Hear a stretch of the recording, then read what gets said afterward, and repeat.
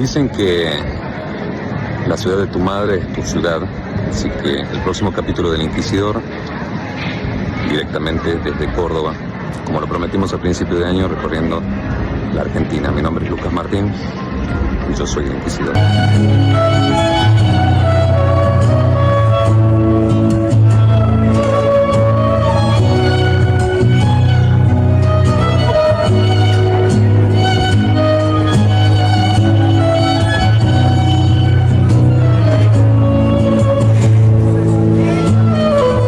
Santiago, muchísimas gracias por la entrevista, un placer.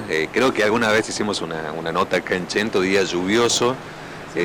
Siempre tocan días lluviosos, pero bueno, es parte de la época del año. Quería consultarte y hablar de todo un poco de política, porque va a ser un año bastante movido, ya lo está haciendo. Es un año con muchas iniciativas y algunas noticias que van joqueando día a día, ya no por los medios tradicionales. Antes uno había un diario y se enteraba, sino tenés desde lo que son verídicos, como este programa, o algunas redes sociales dudosas. Entonces es bueno ir a la fuente y consultar. Primero preguntarte por este conflicto internacional. La nota fue pautada hace una semana, donde estaba caliente el tema de Ucrania con Estados Unidos y con Rusia y con la guerra.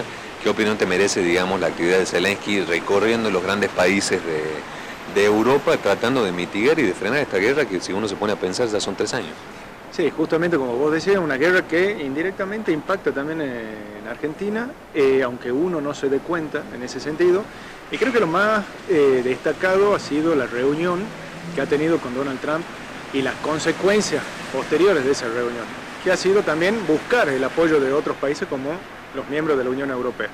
Una reunión con Donald Trump en donde claramente no era lo que esperaba, bastante caldeada, muy densa esa reunión. Se ha visto una situación en donde claramente era el reclamo de Estados Unidos por toda la ayuda que le había dado Ucrania, pero también hay que tomarlo desde el punto de vista de los intereses geopolíticos. Yo creo que Estados Unidos, o más que nada en este caso la administración de Donald Trump, lo que está buscando es reducir, por un lado, el gasto público, justamente, y entre eso la guerra de Ucrania significa también un gasto significativo. No creo, o quizás pueda existir cierto interés en negociar con Rusia para poder distribuirse geopolíticamente el territorio de Ucrania, que desde el punto de vista de lo que son los recursos naturales es muy rico, es muy importante. Ese es el interés que tenía Rusia en algunos sectores y el interés que tiene Estados Unidos también, principalmente porque hay minerales que necesitan para potenciar la industria norteamericana, eso por un lado. Y obviamente que, dado el endeudamiento que se ha generado tras esta guerra, Ucrania, o mejor dicho Estados Unidos, encuentra como salida poder explotar prácticamente gratis esos recursos naturales.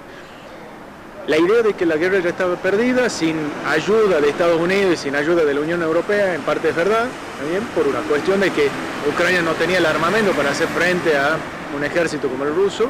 Y en consecuencia, creo yo que, bueno, es la división entre 3 potencias, que es Rusia, Estados Unidos y China. Y en ese sentido, vamos a ir viendo cómo el estilo de Donald Trump, de esto de presionar económicamente, de decir, bueno... Lo hace abiertamente, o sea, ayer hablaba directamente del aumento del arancel del aluminio de Canadá. Sí, lo dice de frente. Y es más, te lo dice, después a la semana vuelve para atrás y demás. Es una forma de negociación propia de Donald Trump y del estilo que él tiene, pero que obviamente impactan directamente a nivel internacional y que también en Argentina uno dice, bueno, ¿cómo va a ser el avance con el acuerdo con el fondo, por un lado? ¿Cómo va a impactar también en la industria local argentina esta idea de Javier Milei de poder tener un acuerdo de libre comercio? Que obviamente hay un momento en donde uno se está planteando de decir, bueno, se iría en contra un poco de los intereses de la industria nacional también. Podría significar también una situación en donde que ya se lo ha visto, de deterioro precisamente de la industria nacional. Entonces hay que ir viendo todos esos elementos. Pero la guerra de Ucrania, creo yo que posterior a esa situación, hemos visto también una decisión de Zelensky de juntarse con la Unión Europea que también tiene sus intereses en Ucrania, y obviamente hay que tener en cuenta que mucho del gas que consume la Unión Europea proviene de Rusia, lo cual uno empieza a ver distintos elementos. A la Unión Europea también le convendría poder tener paz en esa zona, porque la idea era sumar a Ucrania a ser miembro pleno de no solamente de la OTAN, que ese había sido el justificativo, sino también de la Unión Europea por los recursos naturales que tiene. Entonces, son distintos elementos. Yo creo que por presión Zelensky va a ir volcándose hacia lo que sería algún tipo de acuerdo que ya está avanzando. Precisamente en una semana se ha visto esos intereses de juntarse entre los embajadores rusos y ucranianos para poder cerrar algún tipo de acuerdo de paz y evitar el conflicto que continúe de una manera ya tan prolongada como hasta ahora. Entonces, yo creo que vamos a ir viendo esa presión tanto de Estados Unidos, que quita el apoyo directamente al pueblo ucraniano, y por otra parte también la Unión Europea quizás matizando un poco, quizás por debajo de la mesa, también fomentando y empujando a que Ucrania llegue a un acuerdo con Rusia, a pesar de que eso significa perder territorio por parte de Ucrania, que ya lo viene haciendo. Ya lo viene desde el 2014. Crimea, exactamente, Crimea ya fue perdido por Ucrania, está anexado a Rusia. Entonces, o sea, es un plan que no viene de ahora, sino que claramente Vladimir Putin ya lo tenía hace rato. Bueno, ¿cómo queda parada la Argentina, teniendo en cuenta también que coincide con el pedido al Fondo Monetario Internacional, algunas cuestiones que tienen que ver con el oro que la gente no termina de entender, y bueno, con este comienzo de sesiones en las cámaras, en las distintas cámaras de la Argentina, que ha sido desde la Cámara Superior de la Argentina, que son diputados y senadores de cada uno de los municipios, y creo que al interior de la Argentina han sido casi todas efervescentes, por decirlo de alguna manera. Sí, totalmente. A ver, a nivel internacional hemos visto cómo el alineamiento principal que tiene Javier Milei es con Estados Unidos. No ha tenido miramientos en votar en contra incluso de cuestiones que hacían a las necesidades que tenía Ucrania, a pesar de que el presidente ucraniano vino a la asunción de Javier Milei, lo cual te muestra cuál es la prioridad que tiene, en este caso, Javier Milei. Eso por un lado. A nivel nacional, yo creo que este último mes ha venido siendo un poco caótico para el gobierno de Javier Milei, principalmente por el daño autoinfligido que ha sido esta publicación relacionada con el CryptoGate, como le llaman, con una operación bastante dudosa, pero que si uno mira para atrás, eran mecanismos que ya tenía el actual presidente, solamente que en ese momento era un influencer, una persona de opinión, panelista, cosas por el estilo. Hoy ya como funcionario es totalmente distinto y resalta, obviamente. Y de ahí una serie de hechos, como por ejemplo las cuestiones climáticas en Bahía Blanca, cuestiones climáticas en la Patagonia, cuestiones que hacen también a esta idea a esta necesidad de cerrar con el Fondo Monetario, porque el Banco Central, para poder sostener este dólar planchado, estaba empezando a gastar, entonces necesita fortalecerlo. Los problemas que se dan en el Congreso todos los miércoles prácticamente, y que han tenido su auge antes de ayer. Y en consecuencia de eso, un gobierno nacional que suena, o parece, mejor dicho, estar un poco quizás perdiendo la agenda. Hay muchos periodistas que plantean justamente eso, pero ¿por qué no se podría suponer, y acá me atrevo justamente a deducir esto, es que la posibilidad de que el gobierno nacional cree justamente estas situaciones de caos muchas veces? Cada semana 1.800 vecinos viajan por Yerbabuena en el Munibus. Más seguros, más cómodos y en el momento justo gracias a su ubicación en tiempo real. Conoce cómo transformamos la ciudad en yerbabuena.gov.ar. Yerbabuena, cada día más buena. Porque la imagen es importante. César, Salón de Peluquería. Toda una vida creando caballeros. Salón César, atendido por su propio dueño, César Sánchez. Pedí tu turno al 3815-1899-18. César, Salón de Peluquería, una tradición en Yerbabuena. Avenida Conquija 2018, local 1, Yerbabuena. Ahora, hacé tu autochequeo de dengue desde la app Yerbabuena Digital. Seguí los pasos para evaluar tus síntomas de manera fácil y rápida. De ser necesario, un médico se pondrá en contacto con vos. Seguí combatiendo el dengue en casa. Nosotros continuamos trabajando cada vez más conectados. Yerbabuena, el jardín de Tucumán.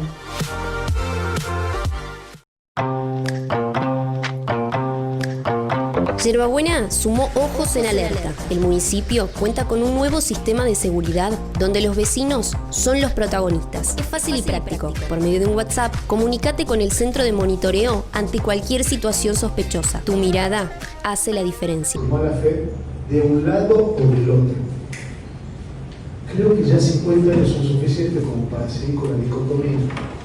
Creo que es necesario que nosotros que hacemos política, que estamos en los cuerpos deliberativos, impulsemos algún concepto de reconciliación, alguna idea superadora con el simple hecho de la denuncia o la conmemoración, algo que nos lleva por lo menos a cerrar o a empezar a cerrar heridas que tienen 50 años. Francia y Alemania, con cientos de miles de muertos en la Segunda Guerra Mundial, se pusieron de acuerdo más rápido. Japón y Estados Unidos, con 2 bombas nucleares de por medio, con ciudades arrasadas, se pusieron de acuerdo más rápido. Creo que es momento de reflexionar en todos los sectores de la política argentina. Mauricio, primero preguntarte por lo que ha sido de homenaje o pensamiento sobre la semana del 24 de marzo al 2 de abril y una postura conciliadora de tu parte. Yo creo que después de 49 años del golpe de Estado, todas las partes que han tenido que ver con esa situación tristísima de la Argentina tienen que reconocer su responsabilidad. Tienen que reconocer su responsabilidad, los delitos que han cometido y los errores que han cometido, tanto las Fuerzas Armadas como las organizaciones guerrilleras, como la propia institucionalidad de la democracia. Hay que reconocer a las víctimas tanto de un lado como de otro, a las víctimas del terrorismo de Estado como a las víctimas del terrorismo comunista. Nosotros tenemos que plantearnos el futuro, y para plantearnos el futuro hay que consolidar lo que consideramos historia. Esto es parte de nuestra historia, una historia tristísima, pero la historia tiene que ser completa.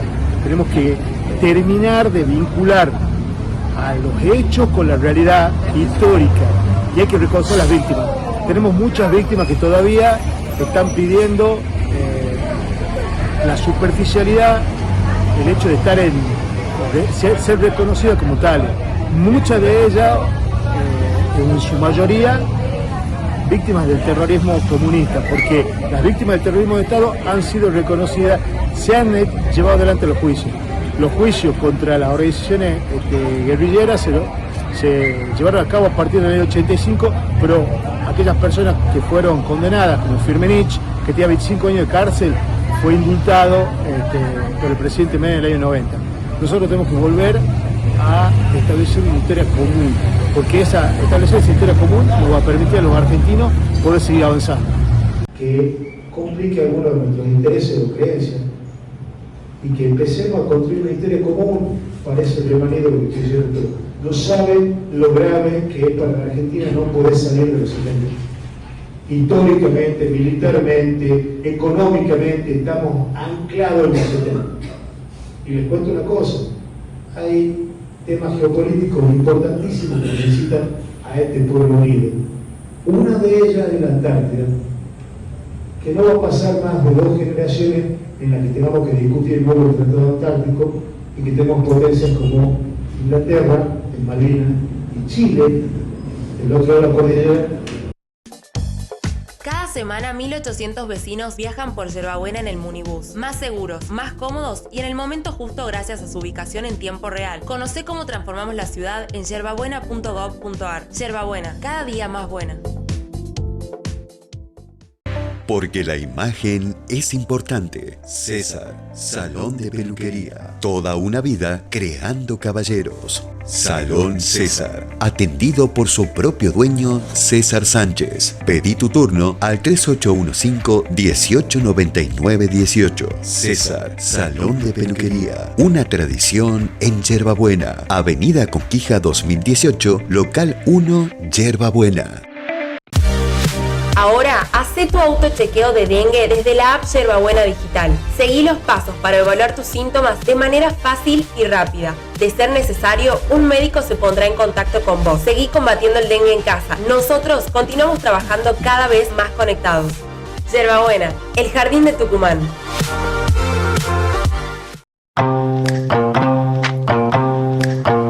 Yerbabuena sumó ojos en alerta. El municipio cuenta con un nuevo sistema de seguridad donde los vecinos son los protagonistas. Es fácil y práctico. Por medio de un WhatsApp, comunícate con el centro de monitoreo ante cualquier situación sospechosa. Tu mirada hace la diferencia.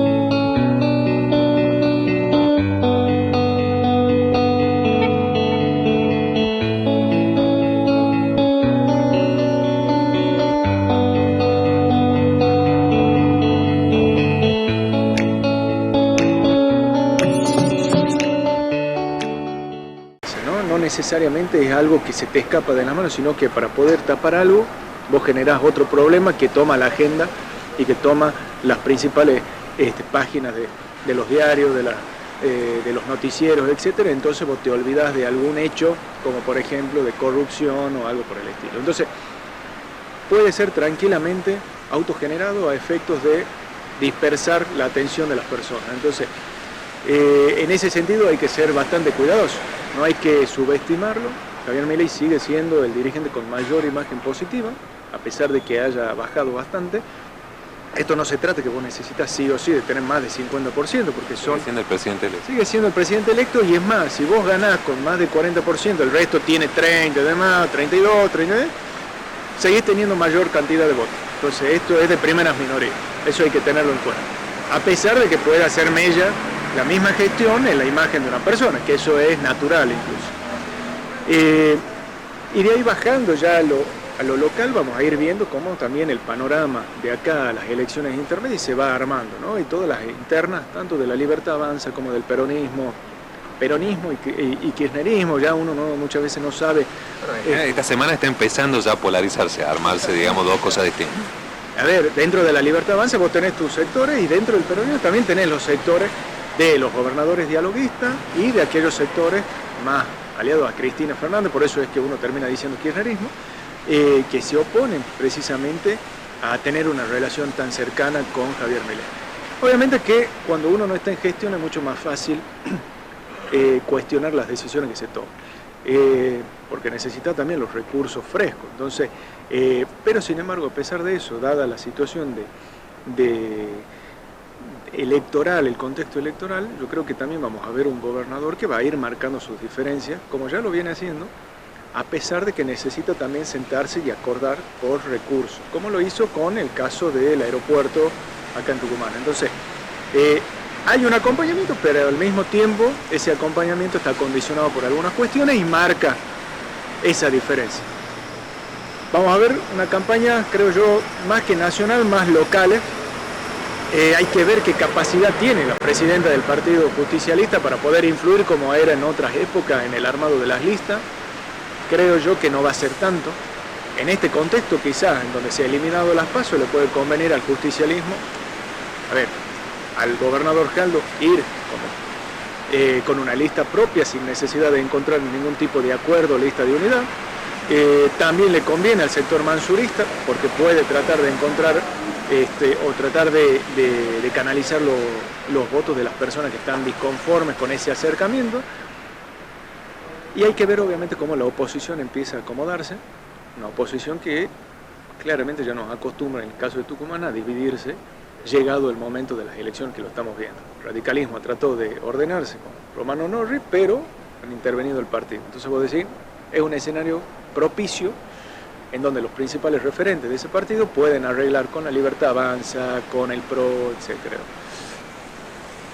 Así que yo creo que de un tiempo a esta parte, o sea, hasta la formación de las listas, que en agosto, la definición de las listas en agosto, vamos a ir viendo todos esos tironeos y esos acuerdos, en donde los acuerdos obviamente no van a ser baratos, y en consecuencia vamos a ver mucha gente que queda en el camino y hay que ver cómo se terminan acomodando en ese sentido, cómo terminan acompañando o no. Así que veo un año bastante de acá hacia adelante, bastante movido, desde lo internacional y de lo nacional y local. Bueno, para cerrar brevemente, creo que en la pregunta ya está la respuesta, pero me gustaría saber tu opinión. El que salga triunfante con todo esto, que pueden ser varios, uno a nivel nacional, otro a nivel local, otro a nivel municipal, queda ya más que nada parado fuertemente para el 2027, aunque en la Argentina puede pasar de todo el tiempo. Mauricio Macri ganó las elecciones intermedias, en donde se calcula que prácticamente reunía casi más del 50% de los votos, si no me equivoco, 45-50% de los votos, y después pierde con Alberto Fernández. O sea, el factor económico es determinante, y por eso Javier Milei le pone tanto acento a esa cuestión. Yo creo que por ahí, cuando empieza a meterse en esta de la batalla cultural y cosas por el estilo, a la gente no lo votó por ese tema, sino que más que nada esta preocupación de la inflación, que ahora ya no está entre las principales preocupaciones según las encuestas, sino que aparece, por ejemplo, el tema del trabajo, o sea, el desempleo, los salarios y cosas por el estilo. Ahí es donde tendría que hacer foco para poder sostener también este tema. Si las personas empiezan a sentir que pueden consumir más, pueden tener más gastos para ocio, etcétera, o sea, la calidad de vida va aumentando progresivamente, pueden llegar a fin de mes, el electorado se va a volcar hacia ahí. Si empieza a observar que hay recuperación económica, inversiones que generan empleo privado y demás, público-privado, pero generan empleo, también el humor social va a ir rotando y se va a ir volcando hacia Javier Milei. Yo creo que esos son los dos elementos que tiene que tener en cuenta, y no tanto volcarse hacia esa batalla cultural. La puede hacer, sí, la puede hacer, pero no como principal elemento de discurso. Si vos vas a Davos y hablas de batalla cultural, en realidad ahí tenés que venderte y vender un país para que todos los principales empresarios del mundo puedan venir a invertir. Eso es lo que vos también estás buscando, o para eso sirve el foro de Davos al final de cuentas, no para hablar de la agenda woke y demás. Exactamente. Entonces, a pesar de que muchos sectores puedan estar de acuerdo con lo que ha planteado, pero creo yo que tiene que hacer foco en eso. O sea, yo soy un convencido, y algunos obviamente van a decir que no, pero bueno, que el factor económico en sus distintas variables son determinantes de las elecciones. Sí influyen obviamente otras cuestiones, pero principalmente la cuestión económica. Vos resolvés tu situación de necesidad material, obviamente que vas a tener otras demandas, pero si no resolvés eso, la gente se va a ir volcando hacia algún otro sector que le prometa eso, justamente. Gracias, Santiago. Gracias a vos, Lucas. Así llegamos al final de un nuevo programa del Inquisidor, desde donde todo empezó. Acá empezó mi carrera periodística, estamos en Parque Siquiman, en Córdoba, en el Valle de Punilla. Nos encontramos la semana que viene, esto es el Inquisidor, y al que haya gente que no le gusta, yo soy el Inquisidor. Chao, hasta la semana que viene.